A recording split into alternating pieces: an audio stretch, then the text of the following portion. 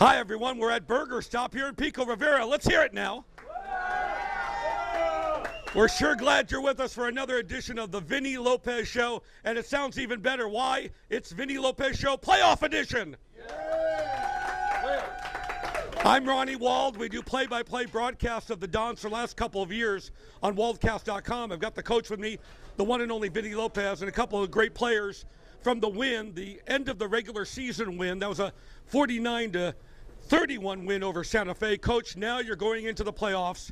It's quite exciting for the second year in a row, and this time against a very powerful Burbank team at home. Tell us a little bit about your feelings right now here in your third year as the coach of the Dons. Now you've made it again to the promised land.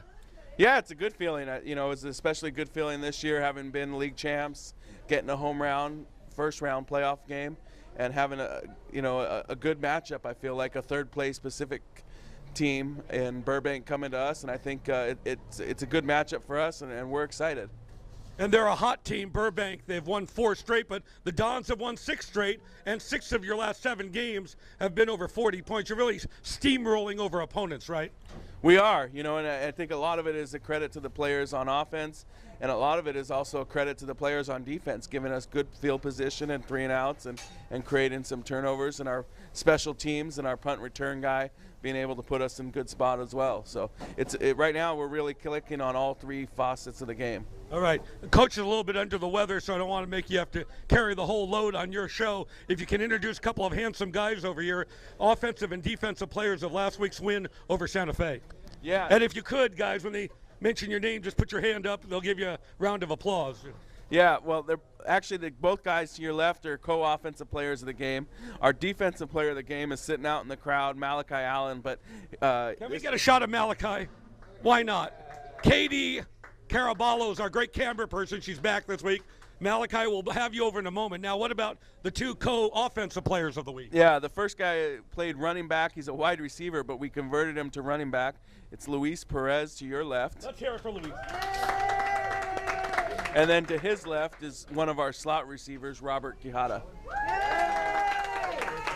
All right, let's start with Luis, who seems to be the third-string running back, with Capado going down and Mr. Garcia going down with an injury. You get called in there, and what do? 18 carries for 153 yards.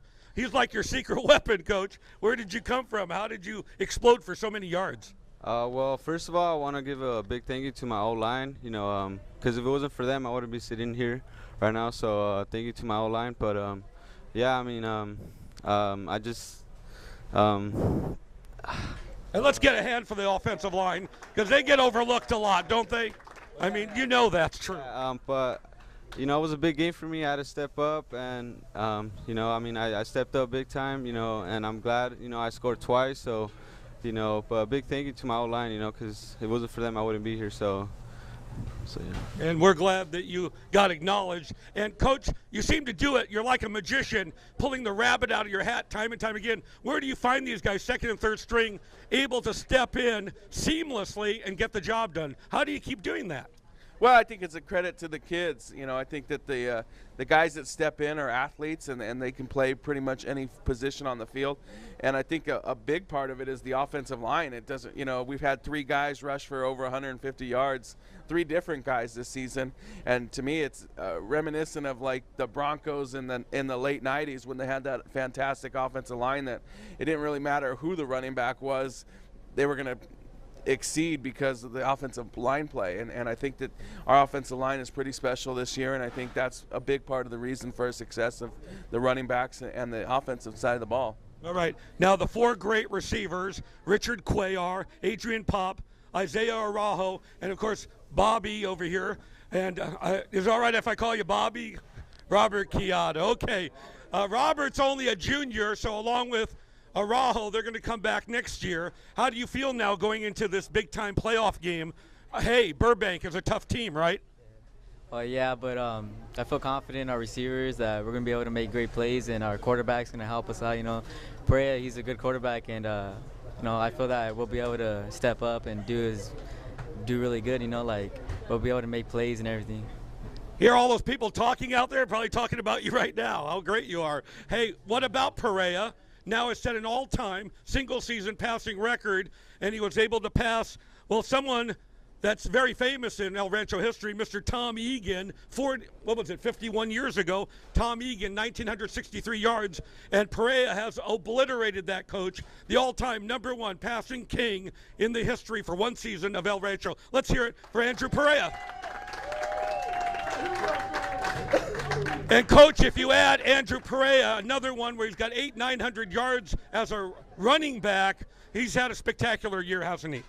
He has, and I think, he's a fantastic kid. He's a smart player, and he's not as athletic as I would like him to be at times, but, he does have an arm that gets him out of trouble. So, I'm just giving him a hard time. But we have a running joke because he tries to pull the ball too much in practice sometimes, and I'll tell him, "Come on, man, you're not Joey Sanchez. You got to give the ball a little more."